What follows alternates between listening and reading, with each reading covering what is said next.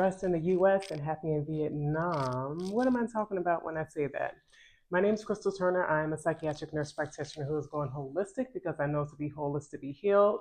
And this wholeness that I talk about is really being whole in all aspects of who we are, our mind, our body, our physical self, so that we can show up better in our mental health and our overall well being.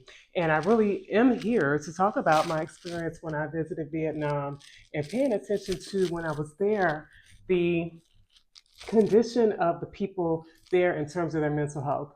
Mental health is very important to me, and good mental health, positive mental health is really important to me. So when I go places, I'm very mindful to pay attention to this because I really want to know what is getting to the underlying conditions or issues with many people who are dealing with mental illness. We see it a lot here in the United States, but I want to tell you about what I experienced in Vietnam. All right, I am heading on this international flight. I am nervous, but I'm doing it anyway. So, I wanted to take a moment and tell you what I really experienced and how I felt moving into the space when I landed in Vietnam. So, it was very friendly when I first was greeted by the gentleman who took me to my hotel. And when I got to my hotel, it was really beautiful space. It was very clean, it was nice, it was upgraded. I had upgraded it. And I utilized all of these areas. No, just very clean and very nice quality that was there and very serene. And the thing was, it was so inexpensive. The amount that it cost me to be here is like I had to second guess. I had to ask to make sure I had it right, but it was so inexpensive. And that was, one of the first things that I would really speak to is how there wasn't a stress in regards to having a nice experience or having an experience there.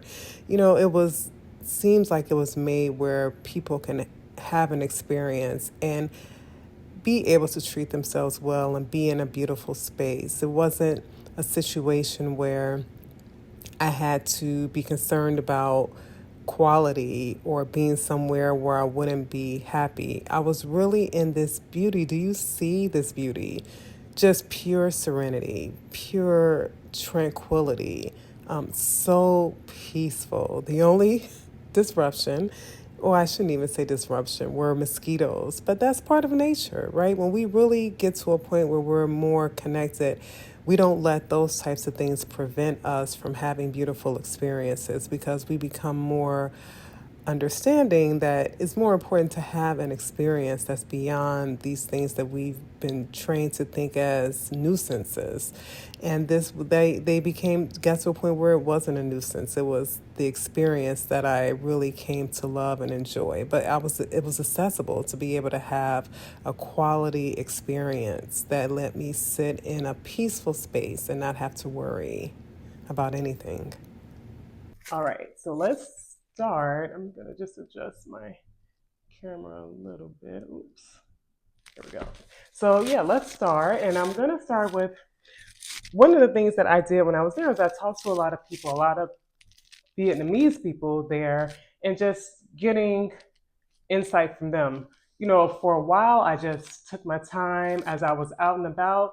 I really started to notice some differences there. I also noticed how I showed up there because the truth is, when you come from an environment, it's not just leaving an environment to get better in terms of your overall condition. I think it's a big part. But we also have to remember that wherever we go, there we are. And wherever we go, we take ourselves with us. So the things that we hold inside of us, it's important to recognize how we can bring that into another space.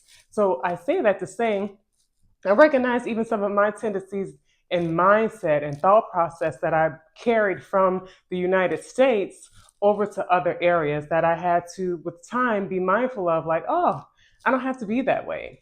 So the first thing that I noticed when I was in Vietnam, talking to people and just being amongst people, and wondering why I didn't see anyone the time that I was there with any mental health issues. I didn't see mental health people dealing with mental health crisis on the street.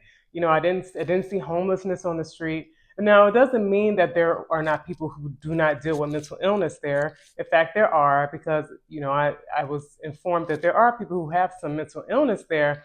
But when I even brought up the idea of mental illness initially, most people who I talked to wasn't sure of what it was that I was talking about, because it's not like as prevalent as it is someplace like here in the United States, where you see it.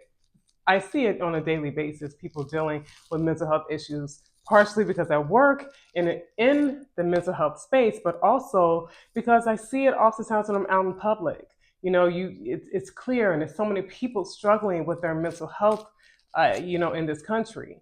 And so one of the things that the first thing that was brought to me by several people when I asked, what do you think it is for why there are not as many people here dealing with mental illness? And one of the several people mentioned that it was because they're not, their first level of importance isn't economics. It isn't economic gain. So it's not this large level of stress when it comes to working and earning money and having to earn money to survive, in the sense and in the way that you may see it in many other places. And I'm going to constantly reference the United States because that's where I was born and raised. That's where I am. But this was mentioned to me on several occasions that is the case. And when we talk about mental economics, we're talking about, so for someone who lives in the United States,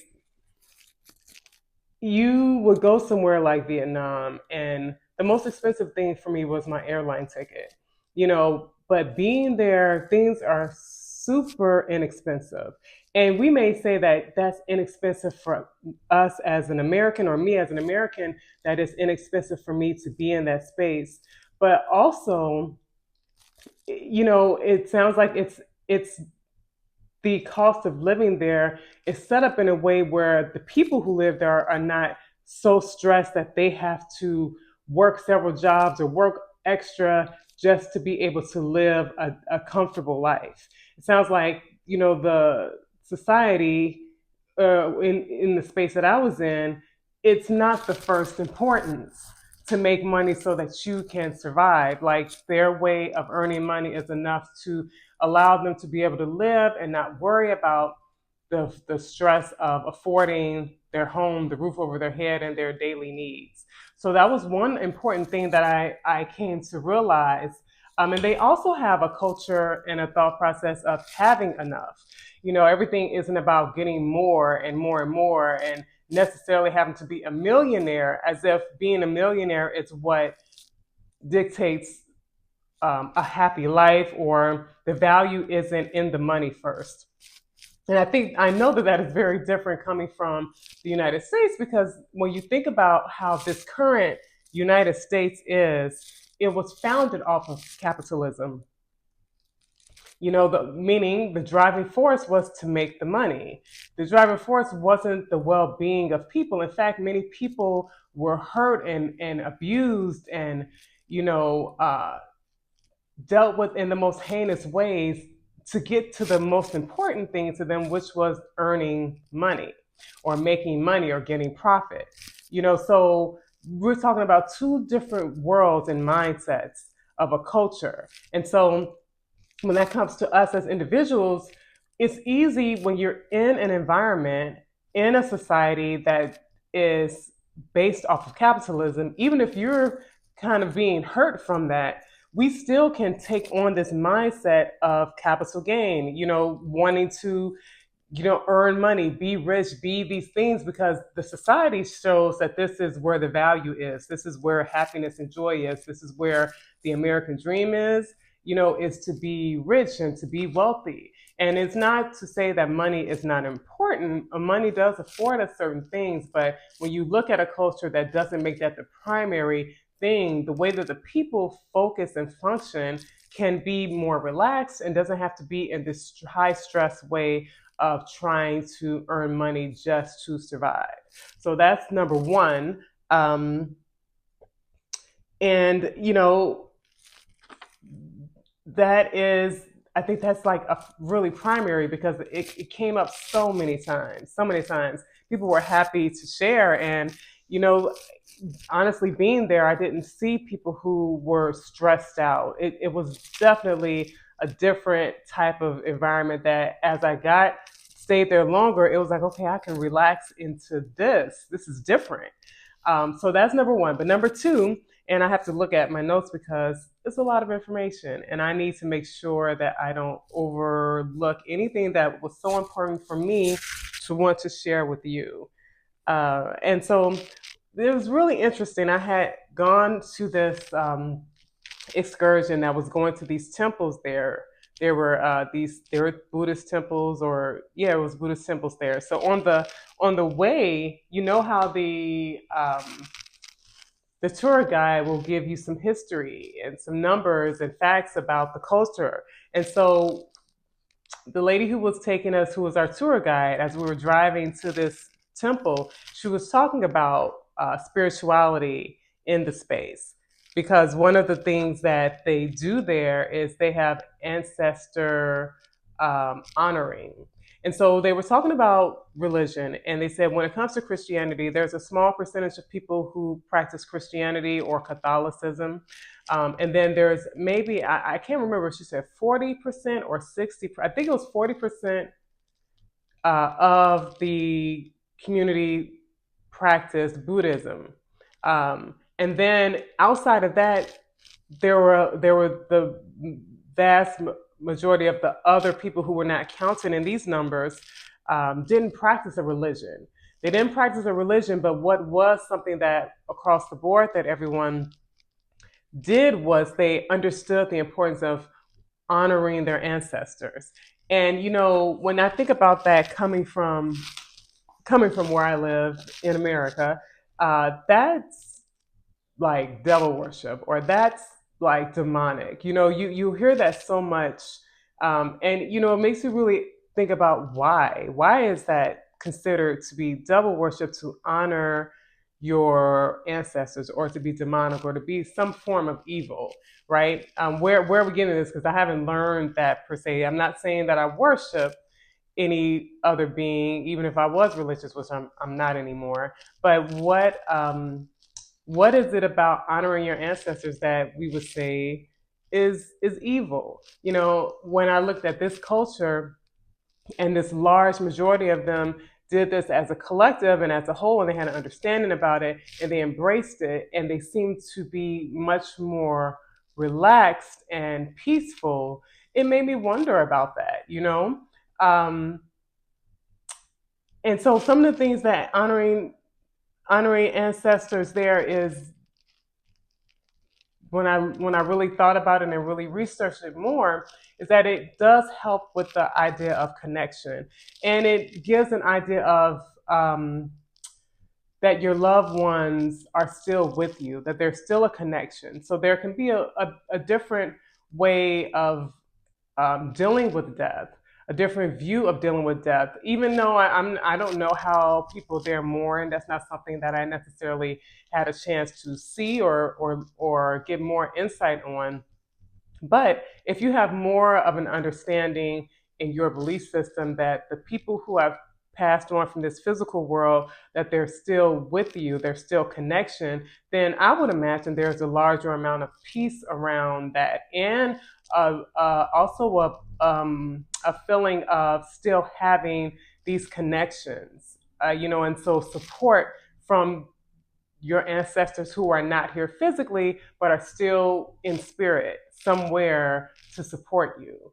And I don't see that as being anything that has to be negative. Especially when you hear someone telling you something's negative, but then you look at a culture of people who practice this and you see something different, you see peace, you see more harmony, then it's something that you have to question. Because one of the things that I also realized is that, when I think about, when we talk about the slave trade, and I think about the Haitian Revolution, and there's always this talk about, Haiti, Haitian Revolution, what they did was they utilized spirituality and African centered spirituality and overturned slavery for them. No one who else has done that. You know what I mean? And so it would make me think that the powers that be in a society could give this message that's something that really kept them from being able to defeat a place. Now they'll come into any other space and say that that's evil. And if we believe that, then we're automatically disconnected from something that actually is more powerful. But when it comes to the ancestor honoring, it also symbolizes family connection. So people who you've loved, who've transitioned, there's still connection there. And whenever we talk about connection, we're talking about support, that we don't do things alone and we're not alone, in this life and the difficulties that we have in life. And we can be inspired by that and be rest assured in that. So what I encourage people to do is to sometimes branch out more than what you are told, especially when you learn something or you have a belief and you can't even remember why you believe something, to really go and do your own research, to get your own understanding, and be okay with people not agreeing with you. I think a large part of how we disconnect from this particular thought is the fear that we'll be judged by other people who tend to judge about those things. But what we can also choose to do is be okay with people seeing us in a certain way if we believe a certain tradition, especially if it's something that helps you to have more peace. Okay? And so number three would be that what I noticed there is that there is definitely a slower pace to life. Even though it was bustling and there was a lot of activity, but there was still a slowness to everyday life. It wasn't like this rushing to get to work, rushing to go here. It was more paced. It was definitely paced, and it was community focused. So I remember being out and about, and there was a lot of nightlife. It was vibrant nightlife, and it was a lot of markets that I saw, a lot of people out eating and connecting with each other and talking, people talking to their neighbors, people connecting. And when I talk about mental health and lifestyle factors that are a big part of why our mental health is impacted. Connection is one of those really important things, who we're connected with and being connected. So, of course, we don't want to be connected to people who are negative or toxic relationships, but we do want to have connections with people, meaning that you check in on people, people check in on you, you have conversation, you laugh, you talk about things where you both may have a view that aligns. So it shows like community and support and agreement and understanding, all of these things that can come from connection, to be able to recognize that you're not alone in the world and that there are people who you can lean on emotionally or just to have a conversation, that you also can help other people, which is a gift. It's a gift to be able to help other people. And so these things that come from connection, they're things that we obviously we can't get when we're isolated in our home by ourselves eating dinner in our bedroom, or those things start to contribute to depression when we're too isolated, and stress because we feel like we have to handle things by ourselves. So that's number three.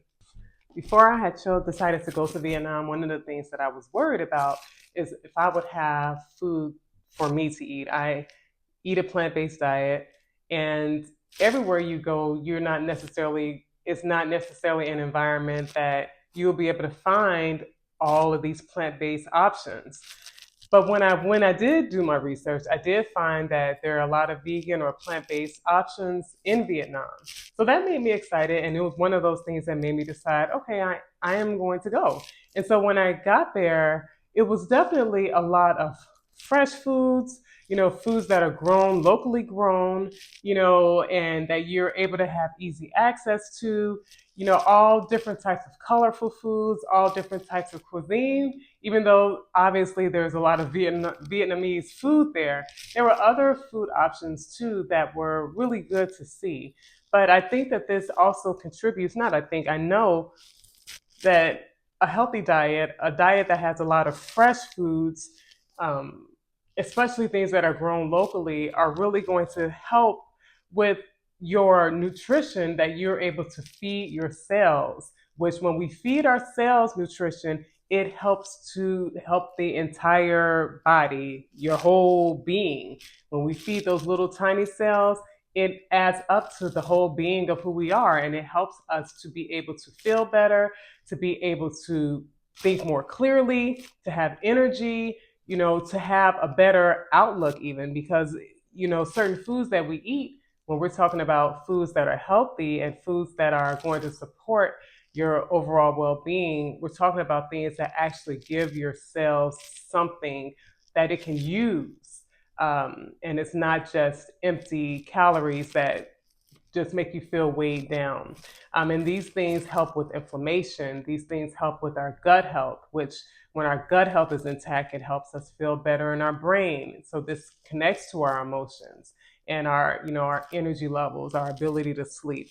So that healthy food, those healthy options were something that was all over the place. I didn't see any processed foods out and about. Everything was fresh, and it was great to be able to have those options, and to just like not even have a second thought about it. It's just like when I'm ordering something, I know that I'm eating something that is healthy. Even when I went to some of the coffee shops, I had gone to a coffee shop with a friend, and when we were there, I had gotten this banana bread. Now, if I was at a coffee shop here, let's just say it was Starbucks, which I'll never shop at again. But when I used to go to a Starbucks and I'd get banana bread, it had a very different taste than the banana bread that was there. So this banana bread was enjoyable. It did taste some sweetness to it, but it felt like the very natural flavor of banana in this banana bread. It didn't feel like it was a whole bunch of other added things that make you feel heavy after you eat it. You just felt so light. And it's important to know this because one of the things that also contributes to our mental health are the chemicals that are in foods. Oftentimes, there are chemicals that are in processed foods to preserve them, but there are also chemicals in there to try to give it this better taste, to make you want it more. And so, when you think about that, in many other countries, there are certain ingredients that are allowed in many foods here in the United States that aren't even allowed in other countries in their ingredients because they know how toxic it is. And again, it goes back to the well being of the people first, as opposed to trying to make a sale to get the money from the people and make them addicted to the thing so they just keep getting it over and over again. So it's such a different mindset, here as opposed to there. But that doesn't mean that we can't change our mindset to be able to be like something that's going to be better for our overall well being. So that was number four. And number five, I'm going to go back to the Buddhist tradition. So it's, as I mentioned, even though there's a large majority of people there who don't practice a religion, subconsciously, many people do tend to still hold some of the Buddhist thoughts, or the Buddhist thought process. And it's kind of like here in America, I think that the dominant religion is Christianity. And because of that, oftentimes you can find yourself having beliefs that you don't even realize, why you have them. It's not like you went and learned a certain thing. For example, even learning that ancestral worship is evil, or, well, I shouldn't say worship, ancestral honoring is evil, or even, that yoga is something you shouldn't do. Like, I grew up feeling like you shouldn't do yoga and all these things, and there was never any conversation I had about that. There was never any material I read to lead me to believe that. But because there's this dominant culture, the dominant religion being Christianity, sometimes you don't realize when there's a dominant culture, how much you're being fed and you're taking it in subconsciously and you don't realize it. Well, I would say that it sounds like that is the thing here in Vietnam, that because that's a dominant, that is the largest religion, I would say, that is practiced there. Even though many people don't practice it, they still end up holding certain thoughts, and one of them is this thought of impermanence. When we think about Christianity here, we think about being like filthy rags or being a sinner. But there, when they talk about these Buddhist traditions, it's talking about the idea of impermanence and the idea that nothing lasts forever, and acceptance, this acceptance to be able to let go, you know, and to be able to accept that things don't last forever. So not just in people's lives, but just in our day-to-day life situations, that we could have things going a certain way for a period of time, and then things can change. And it's an idea of letting go a bit easier that I believe is a part of Buddhist thought. Um, and it's so interesting because I even think about my own personal life. I've had a lot of changes in the past several years. I've had a sibling who's transitioned. I've had a divorce. I have a child who's gone off to college. So I am not an empty nester. I'm a bird launcher because I've raised these very capable children, but they all signify big changes. And you can really be in the space of not really mourning change and, trying to hold on to what was. But there is the benefit of understanding that really, if we think about the larger scheme of things, there is nothing that's permanent. Things are going to change. So it can help us to be very mindful when we're in spaces of times that we really appreciate, to really be present, because we know things will change. So let's enjoy these things while it's here. And then when it's time for it to move on, there's an acceptance that this change is happening. Something else as beautiful can come along again too, but we have to be able to let go so that we can experience the new things in life. When we don't, we suffer more. So I thought that that was really also something that was really important that I valued, recognizing being there. And then number 7, going back to the culture of work there, there's not this workaholism type of a culture. And there also isn't this competitiveness or this stress from competition. And, this is something that's so big in our culture here. I don't know if you're somewhere else how it is, but I know here in the United States there's this culture like that, and it starts in our children. When our children are young, we're starting to put them in all these activities so that they can be good. Maybe we have in our mind that they want to be a soccer player or whatever it is. So we have them in these sports, and it's fine to have our kids in sports, right? Some competition I think could be healthy, playing games, and some physical activity is certainly healthy. But I think I see a lot, and I know that I did this living in the culture that I'm in. Is my goal of putting my children in activities was for them to get good at it, so that this could be some way for them in their future. And even when it came to school, so much pressure for them to get A's and B's, especially A's. And this culture that really also came up for them, that I think they may have felt it even more, my children, is being in high school, and then, you know, being involved in all the clubs, being involved in all the activities, so that you could get into a good college. And there's, this competition with the colleges because only so many people are going to get the scholarships. And, it's a lot of competition that starts early on, that I can see how it puts us in this mindset of go, go, go, do, perform, perform, perform, and not enough state of just being able to be.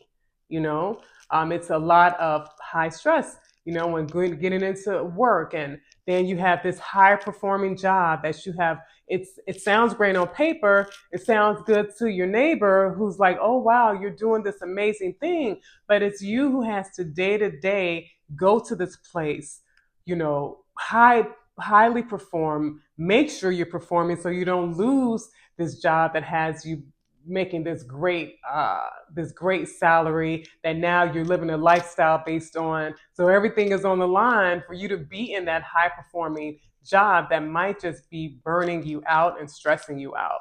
So what I noticed in their environment and in their culture is there's not this high idea of competition, and it's not this overworking. It's not that. And even when I did see people working, I mean, obviously I saw people working.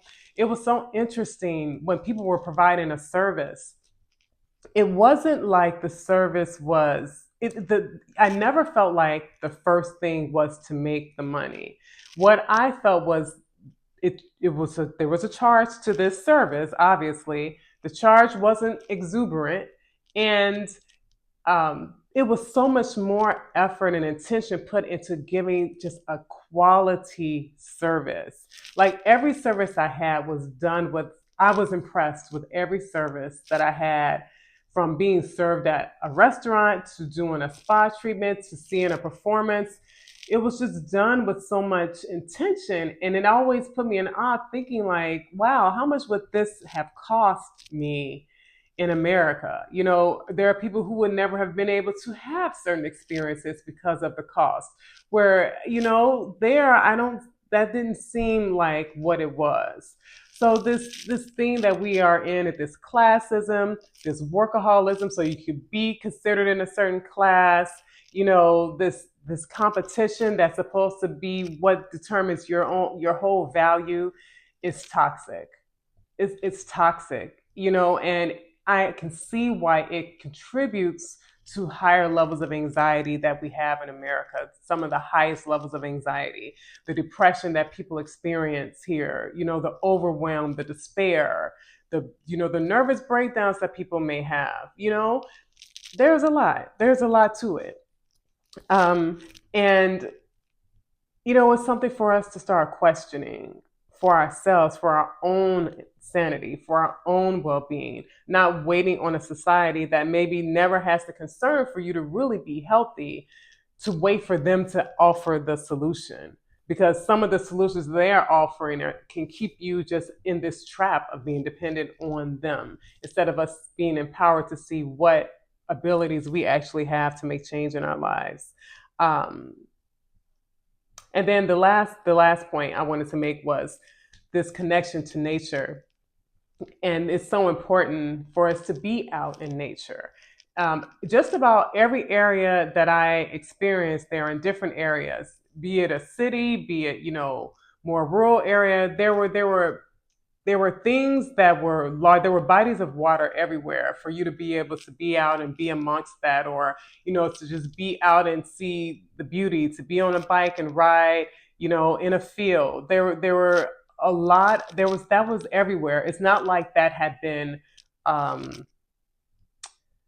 built over, like this importance of getting more property to build, to sell, which means it's going to take away more of the natural spaces. There wasn't that. You saw nature everywhere in all of the different environments that I was in, and understanding and respecting that nature has value. Um, and I experienced this wonderful plant medicine. What would I call it? It was a plant medicine. Um, I'm forgetting the words. It was a plant medicine workshop, workshop, and I want to tell you about it. This plant medicine workshop I did at the tail end of my trip, and boy, did it blow me away. So much vibrancy in just the information and the things we took in. So much was given to us in this that, again, was very inexpensive. This beautiful tea with the rose and the floral to it. This was a mulberry wine that we were given to taste, and goodness gracious, it was so delicious. And we received a recipe on how to do it at home, and so delicious. Just, oh, I don't know even what else to say. This was a hibiscus syrup that was also very good, and we really learned some of the great benefits of hibiscus. We were really taken throughout their garden, their farm, to really understand the benefits of having quality soil, all of the things that were able to grow, all of the plants that were able to grow in their climate. We learned a lot of the benefits of all of the plants from, I believe this was dandelion here, and then we looked at the ginger root growing from the ground, which was, I love it. Ginger is so beneficial. Did you know that ginger helps with mental health, from helping with your gut health to inflammation in your brain? And then we looked at the plants for black turmeric, which is even more potent than yellow turmeric. And we did a class to make black turmeric type of product that where we use black turmeric, pepper, and honey. So this video isn't to make you feel like, well, if you don't live in Vietnam, you're screwed. No, this video is more about understanding what can we learn from other cultures that the culture that we're in just isn't hitting the mark with. We can always bring the experiences from other places into our own personal world so that we can live in more serenity and peace and enjoy and enjoyment of our personal life. But if you're able to visit Vietnam, I would definitely recommend it. It's a place that I desire to go back to because it was really beautiful. And every day that I was there, I fell more and more in love with the people there. And just to mention, as I said, at the whole time I was there, I never met anyone who was dealing with mental illness. I never saw it on the street. I think someone else told me that they saw a gentleman who was experiencing some mental illness, and the people around him were just patient. They were very tolerant. And I shouldn't even say tolerant, but accepting of that person. It wasn't like they were a nuisance. It wasn't like they were treated in an ill way. There was patience around this person from what was explained to me, but I personally never even saw any mental illness. When I asked someone about the how people who were dealing with mental illness were treated there, I was in an area called Hoi An. There's another town where there's a hospital for people who are dealing with mental illness. Is that where they would go? So first of all, it made me realize, even with that it's not like there are a lot of institutions there for mental illness.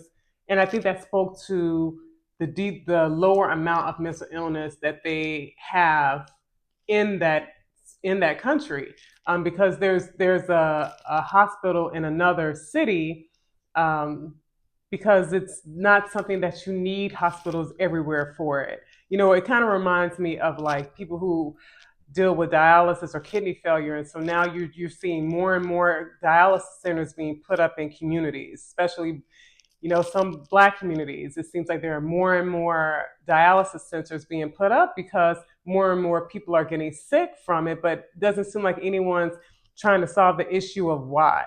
You know what I mean? And let's get to the why. There's a good reason behind it for why that would be. And so, the same thing with mental health institutions. Like we have a good amount of mental health institutions or places for people here with mental illness. And I don't want to say that completely like it's a bad thing, because we do want to have access to care. But I think there's a bigger question on why are there so many people dealing with mental health issues here in America? And even if you're someone who doesn't need to go to a hospital, but you could be living in misery in your own day-to-day life, silently, quietly, secretly, and I think that there are better ways to peace of mind wherever you are. But sometimes we have to remember what kind of space we're in, how a space that we're in was founded, how those behaviors are still being precipitated on us and impact us, and then learn from cultures where it seems to be a better way. So that's what I want to leave with you today. Let me know in the comments how which one of these ways of living interests you more. Which one of these ways of living would you want to bring into your life more? And I will see you in the next video. Don't forget to like, don't forget to subscribe. I'll see you next time. Bye.